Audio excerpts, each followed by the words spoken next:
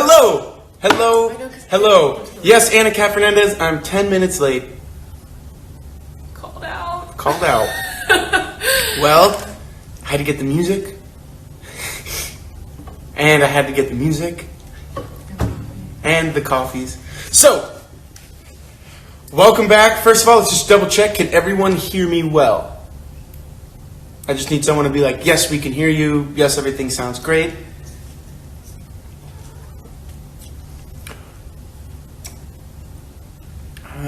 Is she your girlfriend? Yes, she is. Yes, she is. We waited for you. Well, thank you guys. Okay, good. All right, so we can be heard. Okay, cool. So for those of you who don't know, I'm going to introduce my lovely girlfriend, Miss Tessa Brookmossy, who you guys may know from Shadowhunters as Heidi, or you may know from The Truth Harry Cabercafair as Jenny, or you may know her as just an amazing all-around person.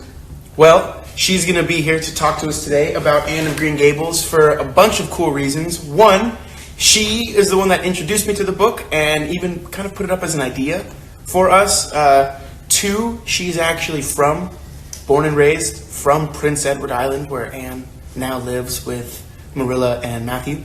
Although they're from Cavendish. Mm-hmm. And Tessa's from Charlottetown.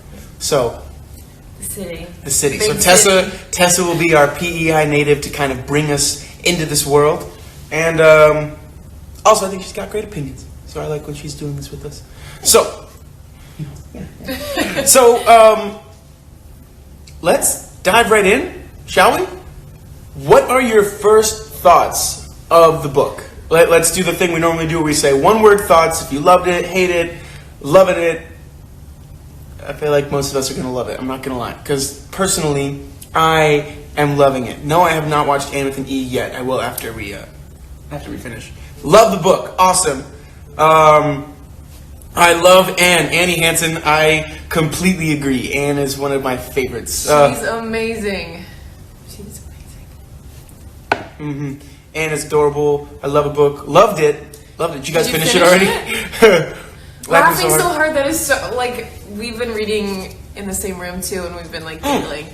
Yaz 12. Relatable for some reason. I was telling Tessa that this is one of the first like heroine female books that I feel like completely connected to the lead character. I'm like, I totally get you, Anne. Like, I think she's amazing, and I love the way she sees the world with the passion.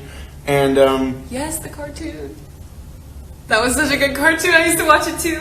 Wait, there was an Anne cartoon? There's Anne cartoons, there's Anne movies, there's Anne, like the animated series, the musical, the new Netflix show now, there's like everything, Anne, everything. Anne's personality is so unique that I'm just like, obviously love it! Hey Trish! Hey Trish! Her run-on sentences are just prime. I mean, Tessa pointed this out. I don't remember what page it was, but literally there was a point where she like turned 2 pages, and the whole time it was Anne talking. A monologue. It was a giant monologue by Anne. So let's give a little bit of history and backstory. Do you want to do that? You start, and I can. Well, I was just going to say that like Anne of Green Gables was written in the early 1900s by Lucy Maud Montgomery, PEI native, right? She lives in Prince Edward Island. She is. And didn't you say people speculate that her life and Anne's life may be similar?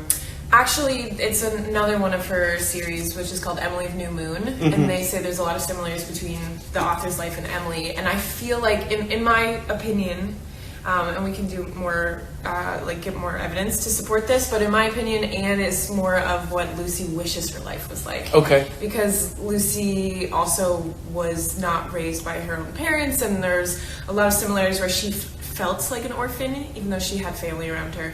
And so she always hoped that she would find like this home and this loving place, which I think Anne is. So I think that's her like ideal scenario.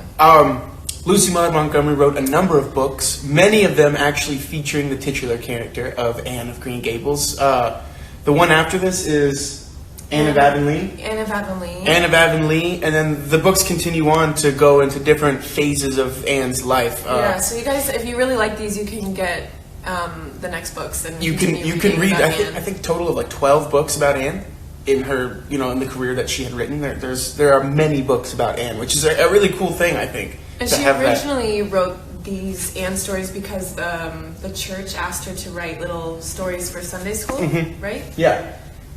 They had her write a 7-series short story for Sunday school. So like once on every Sunday they would like little moral stories, just in a nice little bow. If I'm right, she felt the need to keep writing, not about the person that was like perfect, about this girl that had all this passion, and that's really where Anne came from. And since then, Anne has been on TV and films, and there's a musical that plays every year. The longest running musical in Canada. Is We're Anne very of Green proud Gables. of Anne. And that's the thing, like, I didn't know anything about Anne of Green Gables before I went to Prince Edward Island. And then when I went there, I learned that not only is she a huge part of that island's like identity, also people think that she's a real person and are often disappointed when they get there and find out they're not. That's very sad. It reminds me of Alberto a lot in a way.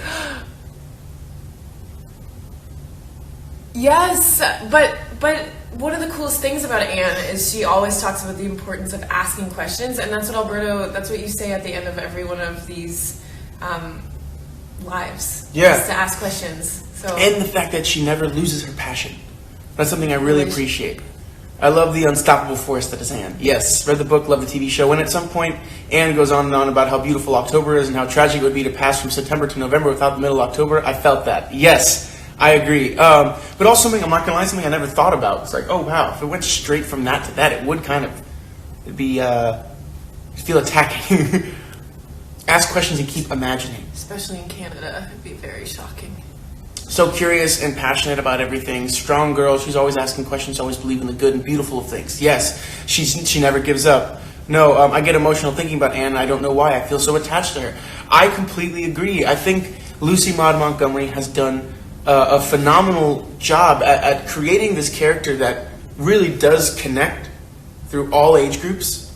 Like, when was the first time you read Anne of Green Gables? I don't even remember. Like, when I'm reading it now, seeing it through such different eyes, and I've seen it in so many different forms too, that I'm trying to get my story straight of like what is written, and I don't know, probably when I was a very little child. I think I might have seen the musical first though, because I saw the musical probably when I was 5 or so.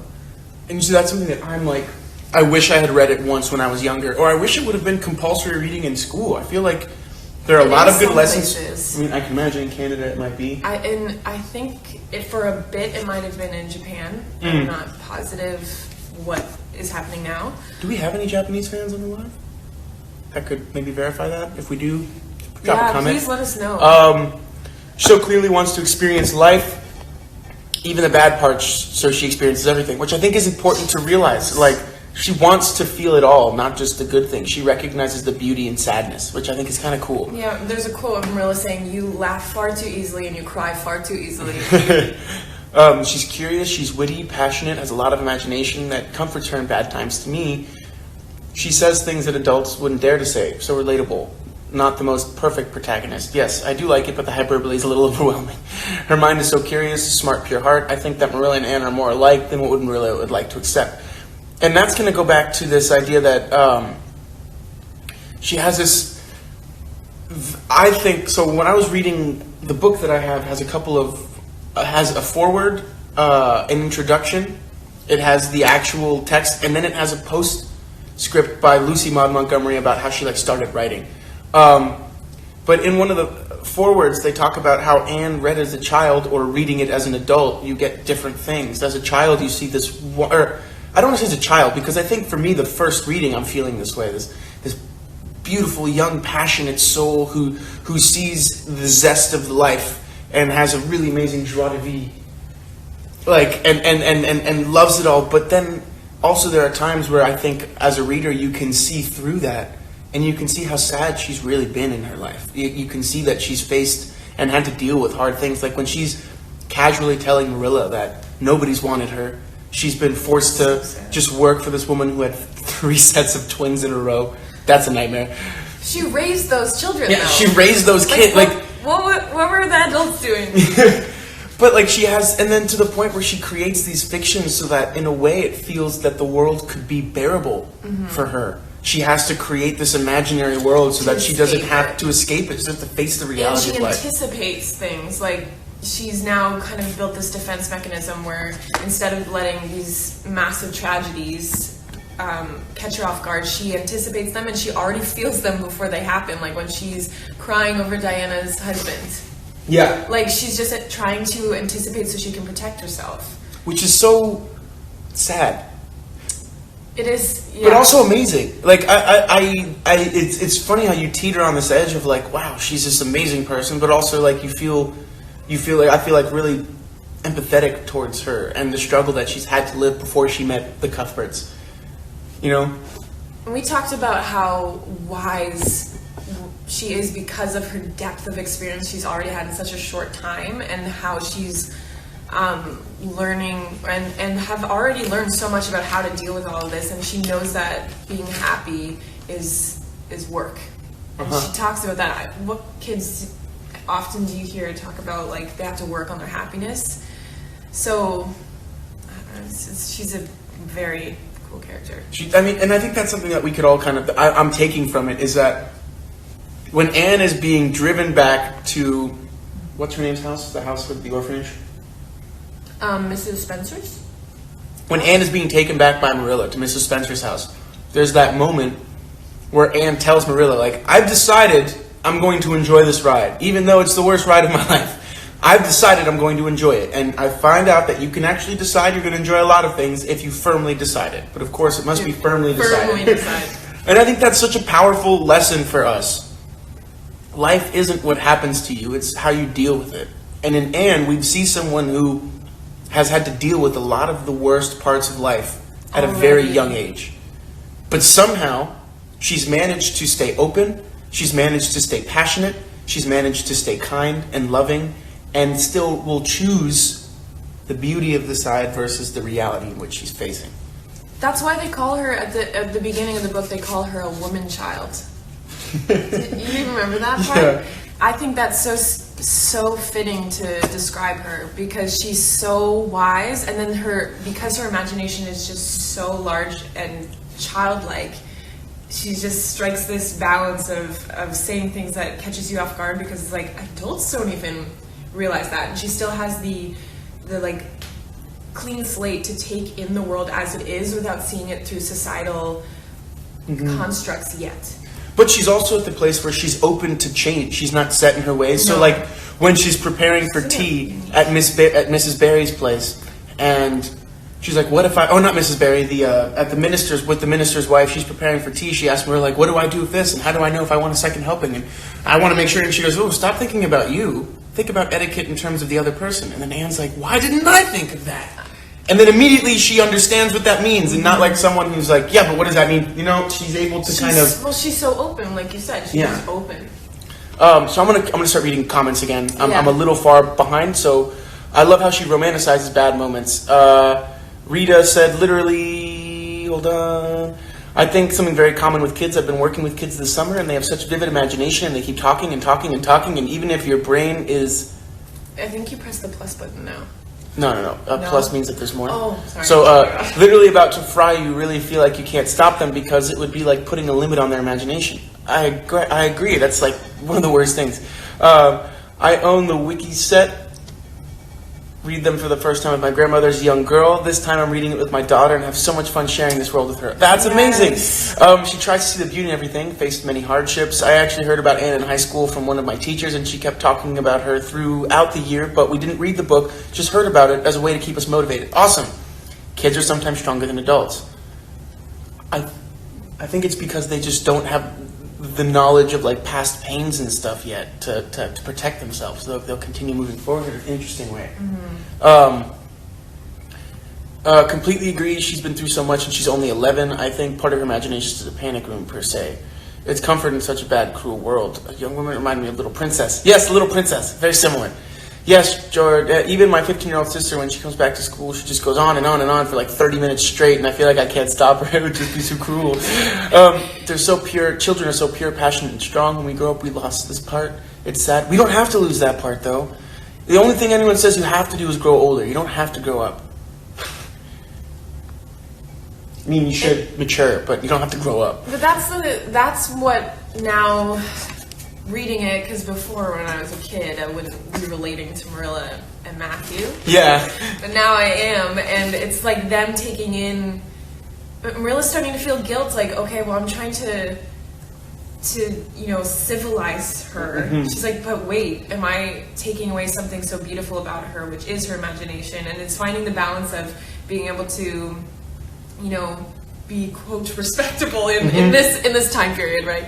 And also like keep that life and that joie de vivre. But I also think it's like a really cool parallel for our time, because I feel like our parents are seeing our generation push the world in a new way, or bring things up that people haven't thought of, and they're not saying, like, often, I don't think, they're not like, wow, that's weird, that's wrong. They're kind of like, this is not how we did things. Yeah. But it's actually interesting. And I think that's like a really cool parallel that's happening now. Also, can I just say, I think Marilla is one of my favorite characters. She's amazing. Like, I love Anne, but I think I like Marilla more. I also like Diana Barry. I think she's funny. Seems like a sweetheart. I feel like we don't go into her enough, because a lot of times we hear about Anne's adventures after they're over, when she leaves the house, and then it comes back into what she did that day. But I wish you guys could see the musical too, to see that life that Anne has, and Rachel Lynde, who's one of actually my favorite characters. Rachel Lynde, that's so we saw the musical this past summer in Prince Edward Island when we were visiting Tessa's family, and that scene where she does that to Rachel Lynde and then she gets scolded, there's a beautiful song in the musical that Tessa really loves, and she told me about beforehand, where Matthew goes up and tells her to stay humble. And that humility will be the key to her, like, getting through these types of things. Where she's like, I'm just going to be humble. I don't care if I'm wrong here. I'm going to apologize and make things right.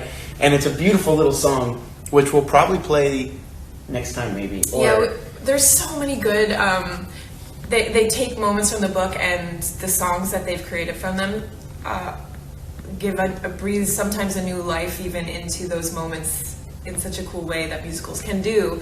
And I loved that moment that Matthew had, because so essentially in the musical, instead of him going up to the room, he takes a ladder to her window and calls her like Lady Cordelia. Yeah, it's like really sweet, because like the window and then he basically is just like telling her to have fun, and the fact that like people can say whatever they want about you, and you can just they can't get mad at you if you're like, I agree. Yeah, you're so right. I am homely, and I do have and I just agree with everything you say. And then they're so shocked because you didn't put up a fight. And then he's like, and then they don't.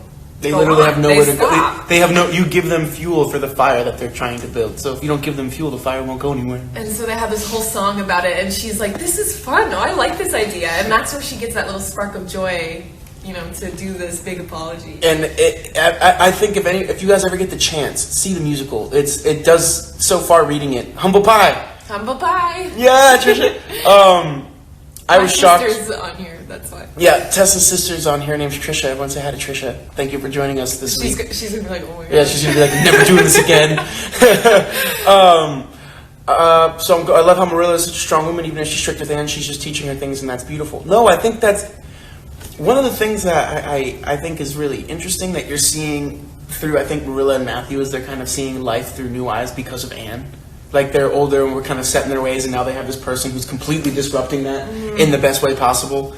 And especially in these small towns, and I'm sure some of you who are currently living in a small town or grew up there, it's really interesting when an outside something comes in that stirs up what has always happened in the way everything has always run. And I love seeing how she just creates this bit of a mess that's going on here to challenge what they've done for so long and never question it. Matthew fell in love with Anne right away, just like the reader does. I agree. What I love with the book is that Anne is not like other children. You think she will get in trouble with the other kids. Because of that, she does not. The other kids adore her, which I think is awesome too. I love that. Like, I thought the same thing. I was like, oh God, yeah, I should be worried about her going to school. Like, yes, but I was kind of glad they did that, because I do find, and I'm sure you found this too, whenever you visit PEI, people are very, very, very friendly. Yes. So I think it would be interesting not to have people welcome her I mean, but there's a set way. The musical songs are on Spotify. They have the 2014 cast recording at the Charlottetown Festival on Spotify, which is pretty good.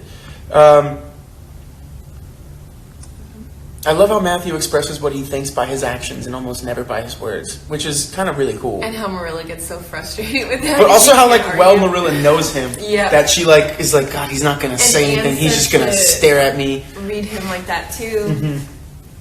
And she's like, he's gone to the doctor. I know it.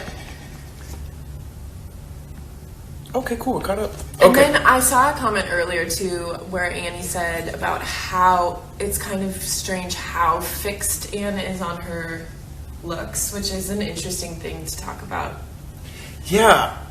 Because you think somebody who has so much more to her that she wouldn't be so caught up in something so superficial. I just think it's all Canadians are generally friendly. I think so too. Are you an idiot? Also, the friendship of Diana and Anne is a very important one. You can see that on page 164, as Diana said, she would not tell tale about Anne having the idea about jumping into the bed. Yes, there's like an honor that they have that I think is cool. But then Anne still wanted to come clean and then become great friends with Aunt Josephine. How funny is that? Because this is the thing, that woman-child thing she has going for the kids love her, but the adults and even Aunt Josephine. I mean, even the doctor was like. They all they relate to her too. And doesn't realize how beautiful she is inside and out. It is something that I think is I don't know. I think it's safe to say I feel that we're loving this book. I'm loving this book. I felt that so easy to read. I felt the 200 pages that we had to read were just I flew through them. And I think finishing this book by next week won't be hard. No. I like the piece where Marilla was confronted when Anne did the dare and fell. Marilla knew at that moment how Anne truly changed her life. Yes! You read that out loud. I read that out loud to Tessa. Where is that? I want to read it out loud again. Where's my book? Here. Do you know where it is? Well, it's towards the end. Mm-hmm. Where's my book? You're in the other room? Hey guys. I'll try to find it. I think, okay, well, it's obviously after she fell and then Diana's dad is carrying her. I'm just going to read the comments and let him find it. Okay. Here we go. When Anne set Diana drunk and her mom got so mad and wouldn't let them meet anymore. But then saw who Anne really was. And that's an accident. Okay, I was not really impressed with Diana's mom in that moment because she wasn't able to even consider that this child wasn't guilty until she saves. I just felt I also that's a very vindictive child to Can you imagine purposely get another child drunk? That's an evil thing to do. Not to look at her for any of the other parts of her, but just to see. Not to even use her character as a judge to whether or not she'd even do that. She just ran to that conclusion. So I'm going to read this section. In my book, it's page 194, about 2 pages into chapter 23, Anne comes to grief in an affair of honor. Marilla was out in the orchard picking a panful of summer apples when she saw Mr. Barry coming over the log bridge and up the slope with Mrs. Barry beside him, and a whole procession of little girls trailing after him. In his arms he carried Anne, whose head lay limply against his shoulder. At that moment, Marilla had a revelation. In the sudden stab of fear that pierced to her very heart, she realized what Anne had come to mean to her. She would have admitted that she liked Anne, nay, that she was very fond of Anne. But now she knew, as she hurried wildly down the slope, that Anne was dearer to her than anything on earth. I thought that was such a lovely piece. I thought it was Tessa time. Did you see that? Yeah. Tessa time. Thank you. Oh yes, please visit PEI. I just saw that comment. Oh yeah, I love visiting. The way they describe PEI's beauty in this book. I mean, I think it's hard to describe PEI's beauty in writing. I think this book does it. I think this book does a very good job. I mean, now that I've been a few times, yeah, I feel pretty good about it. I've been quite a few times, yeah. I love how dramatic Anne is. The whole drunk Diana part was hilarious. Clear doesn't believe in the concept of innocent until proven guilty. I need to leave. Can you save? Yes, I will save the live. Anne is a bit unlucky though. Anne is Murphy's Law. Yes, if it can go wrong, true. it will go wrong with Anne. Unfortunately for her. I felt so bad with Diana too. I highly recommend visiting PEI. Anne it was amazing and beautiful. Yes, it is. And all her funny mistakes, just like me at her age for me right now. Marilla was so afraid for Anne, and I still think that Marilla's journey in this book is my favorite one. Yes, it is. Because Anne is always Anne. Yeah, Matthew's amazing, but to see this woman, Marilla, like open and then start recognizing the humor in the world that they live in because of how strict they have to keep it, and Anne doesn't see that. And Anne says what Marilla thinks. It's just fantastic for Marilla to finally feel like at the very beginning of the book when she thinks all these things about Rachel Lynde too. Not what Anne said, but she does think, okay, she needs to know her place and she shouldn't be so rude and outspoken and all this stuff. And Anne just goes at her. And I feel like Marilla's secretly sitting there and I've waited my entire life for this, for somebody to say something. Chapter 20, page 168. Please, Alberto, read the first part. It shows the drawing language that is used in the book. 168. Spring had come once more to Green Gables, the beautiful, capricious, reluctant Canadian spring, lingering along through April and May in a succession of sweet, fresh, chilly days with pink sunsets and miracles of resurrection and growth. The maples in Lover's Lane were red-budded, and little curly ferns pushed up around the Dryad's bubble. Away in the barrens, behind Mr. Silas Sloane's place, the mayflowers blossomed out, pink and white stars of sweetness under their brown leaves. All the schoolgirls and boys had one golden afternoon gathering them, coming home in the clear, echoing twilight with arms and baskets full of flowery spoil. It's beautifully written. It is. And PI is so beautiful. Sorry, when I'm saying PI, I mean Prince Edward Island.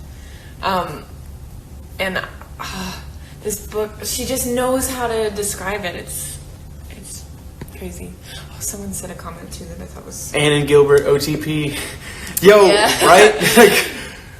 I agree. Go back, yeah. There was something that someone said and I was like, ooh, we should talk about that. The cake? Someone said, I really hope that Marilla tells Anne that she loves her.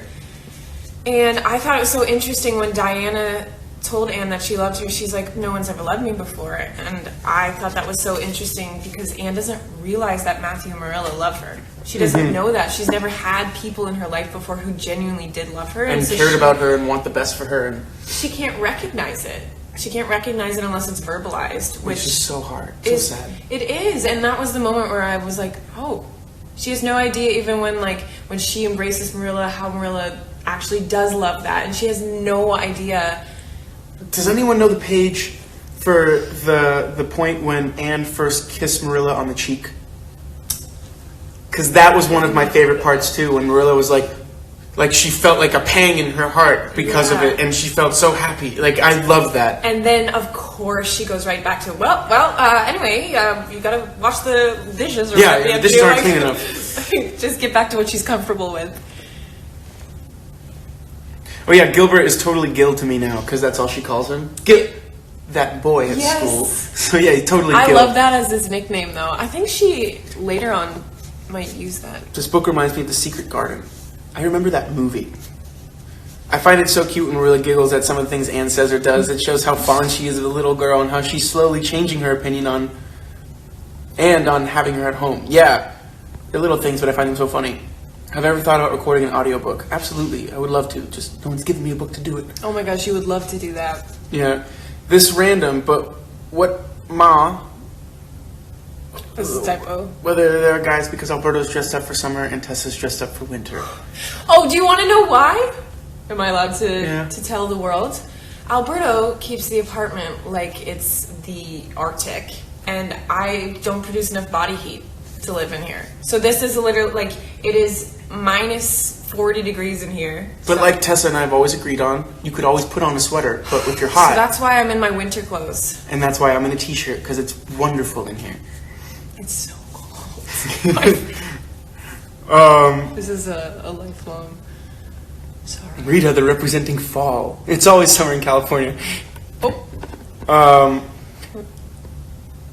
Yeah, I really want someone to tell her, because that moment would be incredible to read when someone tells that they love her. It's so sad. Oh yeah, she can't even compare the kind of affection she's getting because she's never had someone caring. It's so sad. So sad. She has nothing to base it off of. She doesn't know what that is. Anne is the female Tom Sawyer. Cool. She's trying to the boy that must not be mentioned. The boy that must not be named. Alberto, get her a Snuggie or something. She's got sweaters and blankets. Right? And I'm Tessa. Tessa is me, I'm cold. With Alberto on the subject. Haha. You Stella. I would use Stella, but she's inconsistent. Alberto this time. Gotta agree with Alberto this time. If you're cold, you can put clothes on, but when you're hot, it's like you can't take off the skin. Thank you, Rita! Rita. Thank you. You better be careful because that's the way it works. Anyways. I have a circulation problem. Natural body heat. Or you can keep the apartment hot. Who wants to like walk into a hot apartment? And you can apartment? hold a fan, like a personal fan. Fans just blow hot air. Okay, that's actually kind of fair. Thank you. You could get a mister. He's getting ready for Canadian winters. But the thing is, I feel like Canadians who are used to the cold are used to heat inside. And then he's used to AC. So I'm not really used to like this much like artificial cold air. I'm from Florida, so like AC is almost like oxygen. Also like, okay, we're getting off topic. Yes. I agree with Alberto. I'm sorry, Tessa. Thank you, everybody, for getting my back. I appreciate you. Honestly, the best book club ever. Well, y'all, Rosende reads. I'm going to write down all these handles that are siding with Get him. your girl a space heater. I'll get her like a heated blanket. Okay, so now we're about 20 minutes left of the day. I want to have 10 minutes to keep going. Right, yeah, it's 12.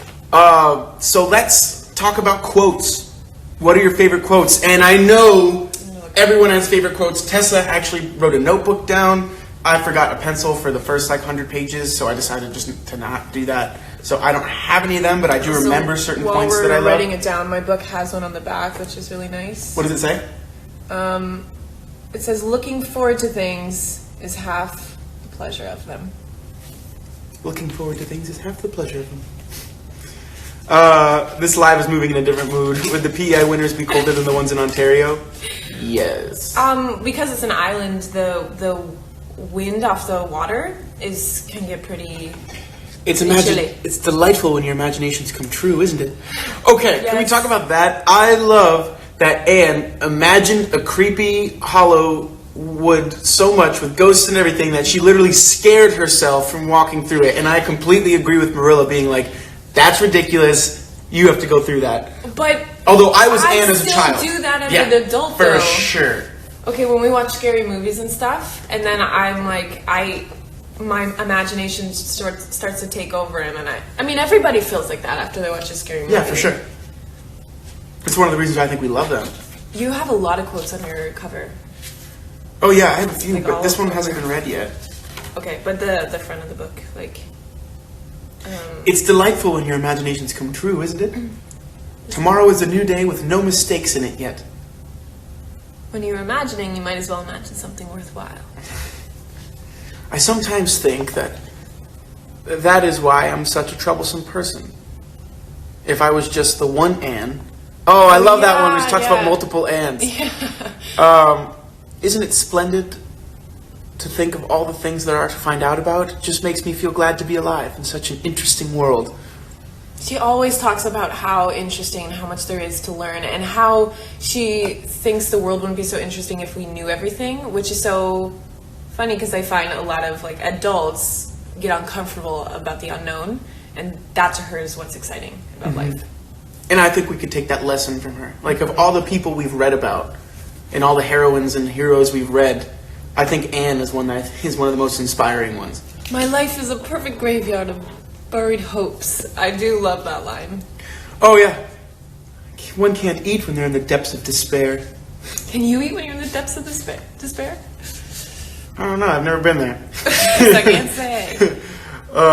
A little appreciation sometimes does quite as much good as all the conscientious bringing up in the world. I loved that quote for Matthew. I loved that too. That's how we ended this section, right? Mm-hmm. I loved ending there, actually. Kindred spirits are not so scarce as I used to think. Mm. It's splendid to find out there are so many of them in the world. And I think that's true too. If you're just open. She didn't meet anybody before. All of her friends were flowers and birds and echoes. Which was also so heartbreaking. You know? Like the little girl in the window that she pretended was like behind the book cupboard, but there was no book cupboard. You know what I mean? No wonder she had to have an incredibly active imagination in order to survive what she had to survive. How to turn misery into mystery. That's cool. But Marilla, one can't stay sad very long in such an interesting world, can one? Quote too. I love that she's just this like constant stream of consciousness out loud questions. Yes. I think we should all try to spend one day where we literally question and see the beauty of the world. So like pick a day this week and just try that. Have an Anne day. I think that'd be cool. I actually find like reading this book, it puts you in that mindset of seeing the world like that. Just naturally. Mm-hmm. What are you doing? Nothing. Somehow things are never so good when they're thought out second time. I totally agree. I feel her on that. Like the times when you draft something before bed, but you don't write it down. Ooh. I love when she says in chapter 2, I think that it's a relief to talk when you want other that hearing that children have to be cute and quiet. Sorry, I don't have the exact quote. I know what you're talking about, though. When children should be seen and not heard and stuff like that. That's what I really felt when I was a kid and thinking about Anne, is how adults didn't always take me seriously when I was a kid, and I felt like I had like big ideas, but because it was coming from a small person, they were kind of dismissed. And Anne talks about being taken seriously. Like as a kid reading that, it really resonates with you. I also like that there's a transition in a way where it's less imaginary and more like reactionary. Like she still imagines amazing things, but when she starts to live in Green Gables, it's not the fake person or the ghost. Right, when she has actual there are people there, and and her imaginations go from being this thing to help her escape to being this thing to help her really be in the moment, which I think is a really cool change that happens with her. And I feel like everyone in like Green Gables and their whole area they Avonlea start to get really inspired by Anne. Anne is like a baby Rosende reader because her mind is literally our motto without words. Yes, it really is though. Yeah, having an Anne day sounds really interesting. I'll definitely try. Yeah, I think so. It almost seemed to her that those secret, unuttered, critical thoughts had suddenly taken visible and accusing shape and form in the person of this outspoken morsel of neglected humanity.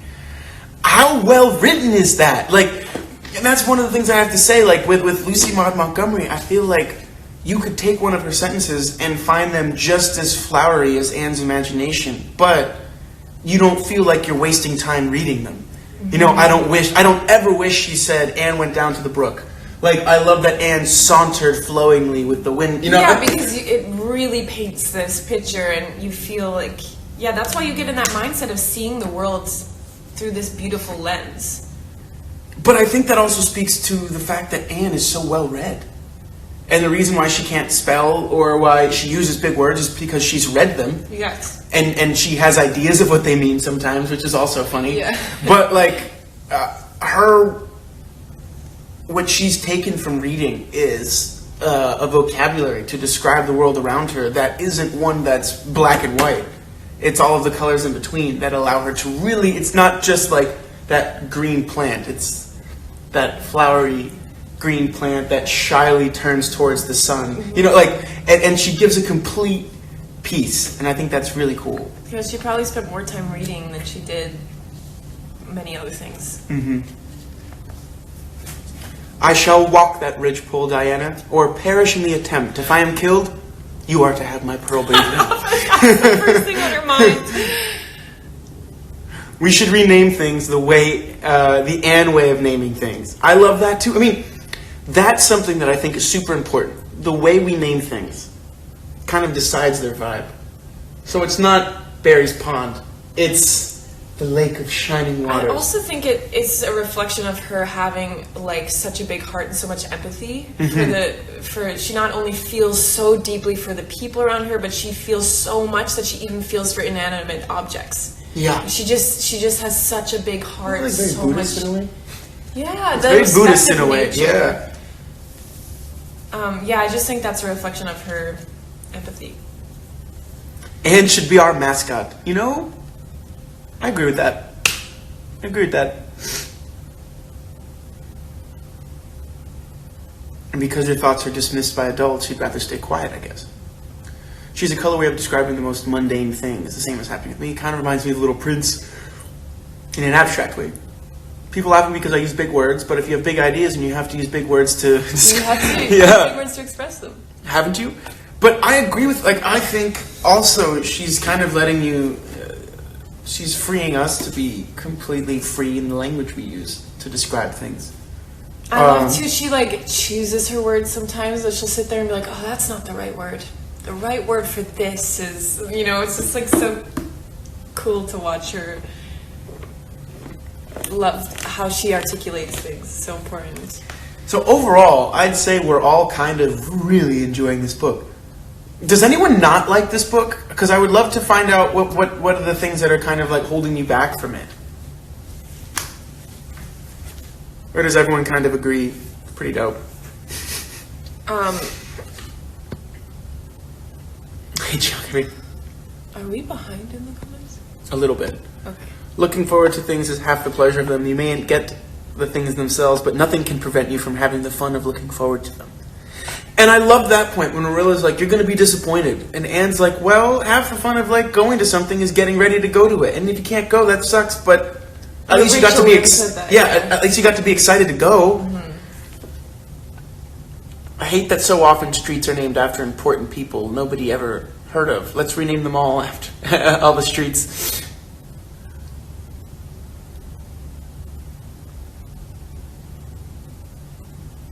She should look at him, that red-haired Shirley girl with the little pointed chin and the big eyes that weren't like the eyes of any other girl in Avonlea. Oh, I was not happy with Gilbert in that moment. Like, oh, how dare you think she owes you that?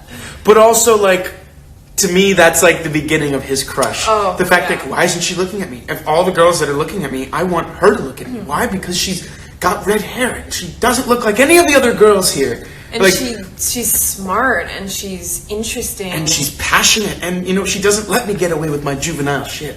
Yeah. She makes a man out of me.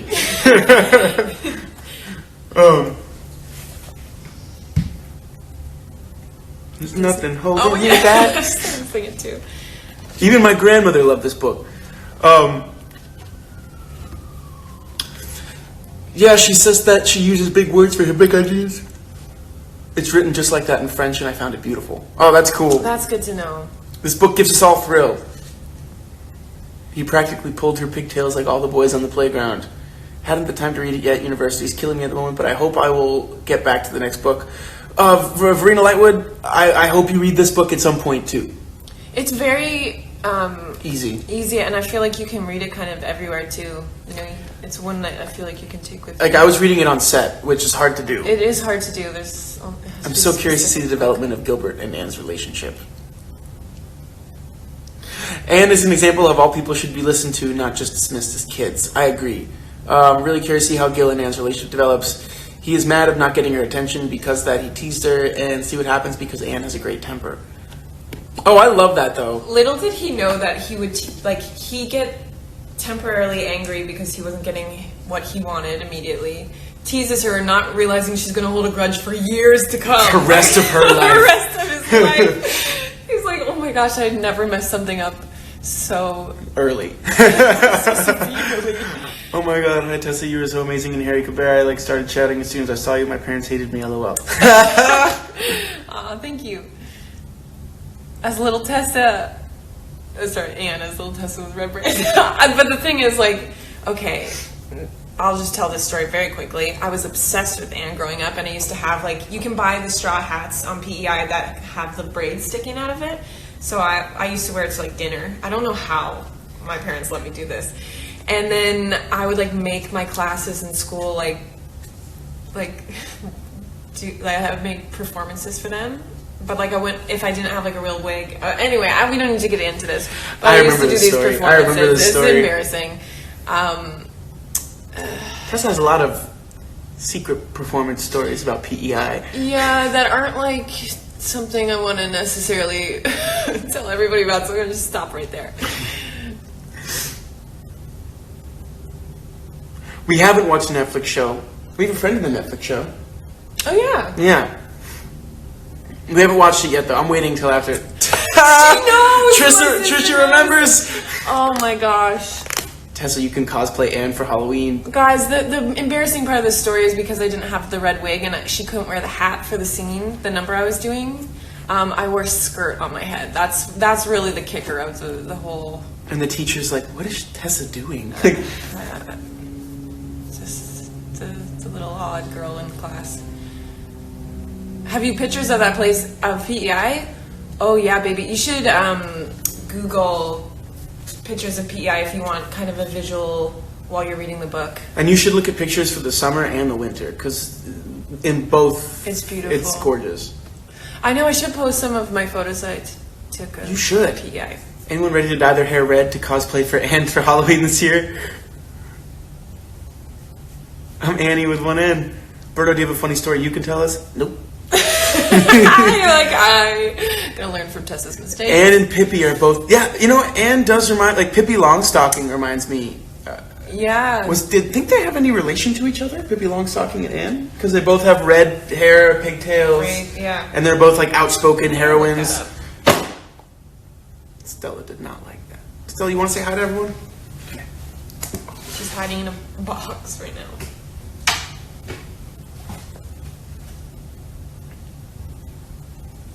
She is, look how, oh, there she is, look, cute face. Come on, Stella.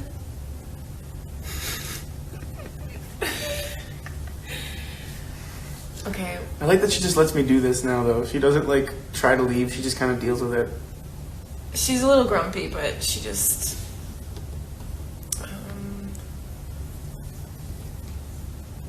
I love the Netflix show. Would recommend. Yeah, what are you guys thinking? Those of you who watched the Netflix show before reading the book, how are you feeling about the difference between the two? I'm excited to watch it. No, don't go. Stay here. Stay here with everybody. Say hi. Yeah, they're talking about the similarities of Pippi and Anne. Face scene has got to be where Gilbert gets hit over the head by Anne with a slate. Yes! I feel like Stella would do that to me right now if she could. Okay, go be free. I skipped to watch the show because I first wanted to read the book, yes. Mm-hmm. I'm going to wait till after we finish the book, because at this point we're 2/3 of the way through the book, so... Man, this book is so good. It's just and it stands the test of time. I can't wait to read this again in 10 years. And, this is one of the books that we've read that I know I will read again. You recommended to finish the book before starting it when we met in Milan, and I'm honestly dying to finish it now because my sister said it's so good and I'm afraid she might spoil something. Yes, you've got to get to it first. You can't trust anybody with spoilers. Be free. Yeah, I was like, be free, Stella. I always read first. Yes, please, I can barely put it down. Yeah, okay, so we have a couple minutes left, so let's talk about that. Let's finish the book for next week. It's a little bit more than we've had to read so far, but based on how my reading went, Tessa's reading went, and what everyone seems to be saying, I feel like we could feasibly finish it by next week. Is that cool? It made her experience going to Avonlea a lot more difficult than in the book. Oh, okay. Okay. The third season is on their way. That's right. Thank you for choosing this book. No, thank you guys for reading along. I'm very excited. So yeah, let's finish the book. Okay. And then You can do it. I should have Great Gatsby up here, shouldn't I?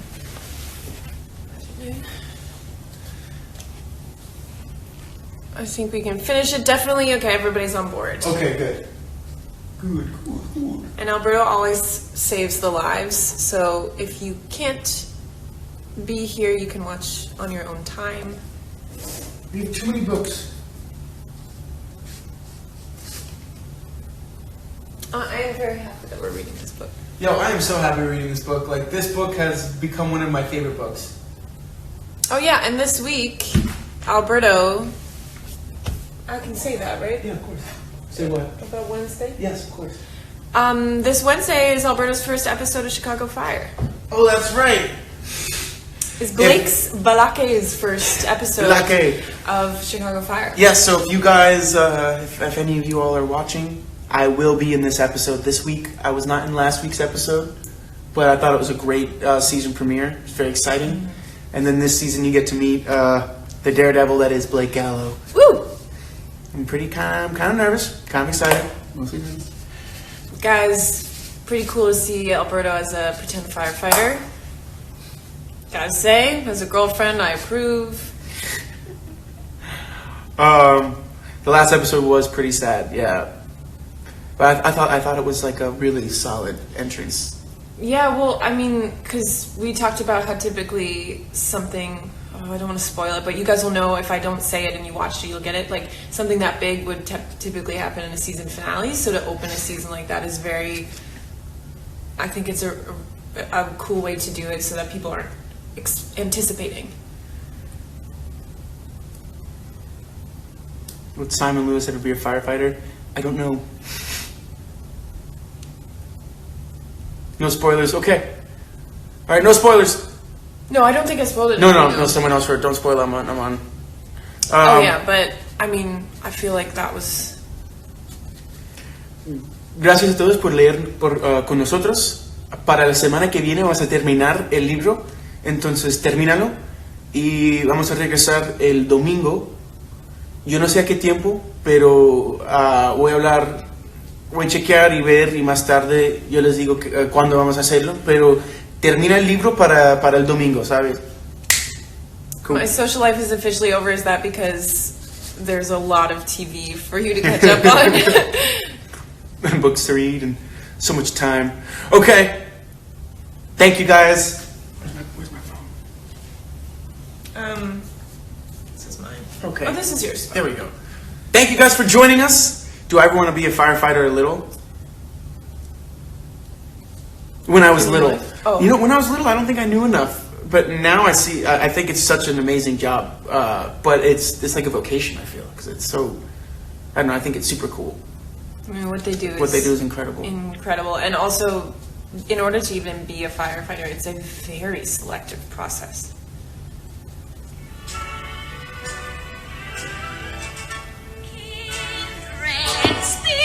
Is that the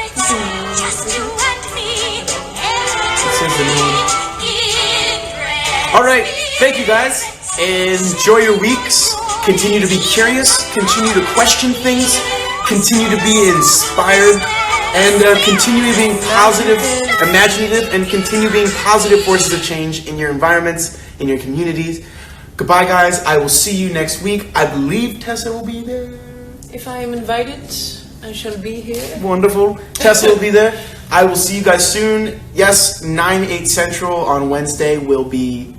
Oh, hey! What's up, Matt? Hey, Matt. That will be the entrance of Blake Gallo. I will see you guys next week. Kindred spirits. Google photos of PEI so you can see it while you're reading the book. And even, like, they have a picture of, like, Anne's house and stuff. Like, you should check it all out. It's all there. Yes. So, until next time, guys, I will talk to you soon. Spirits.